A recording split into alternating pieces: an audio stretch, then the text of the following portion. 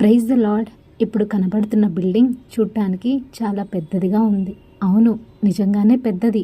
దీంట్లో 26 ఫ్లోర్స్ ఉన్నాయి. ఎప్పుడు కెరియర్ గురించి ఆలోచించినా ఒక వాక్యం గుర్తొస్తుంది. మొదటి సమూయేలు గ్రంథం 2వ అధ్యాయం 8వ వచనంలో హన్నా ఈ విధంగా ప్రార్థన చేస్తుంది.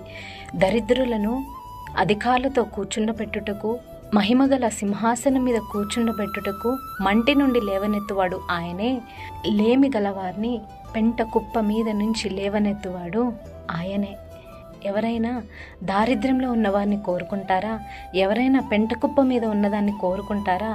ఎవ్వరూ కోరుకోరు. కానీ దేవుని వాక్యం సెలవిస్తుంది, యేసుక్రీస్తు ప్రభు ఈ లోకానికి ఎందుకు వచ్చాడంటే బలవంతుల కోసం రాలేదు, జ్ఞానవంతుల కోసం రాలేదంట, కానీ బలహీనుల కోసం, వెర్రివారి కోసము, దరిద్రుల కోసం, పెంట కుప్ప మీద ఉన్న స్థితిలో ఉన్న వారి కోసము ఈ లోకానికి యేసుక్రీస్తు ప్రభు వచ్చాడంట.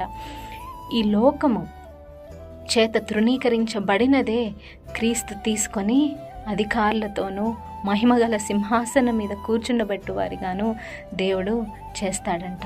ఆత్మీయంగానైనా, మానసికంగా అయినా, బాహ్య సంబంధంగా అయినా, ఏ పరిస్థితి అయినా సరే మన దేవుడు మార్చలేని పరిస్థితి లేదు.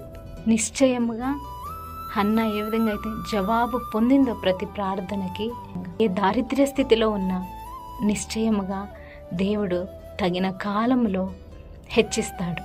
మే God bless this word. Amen.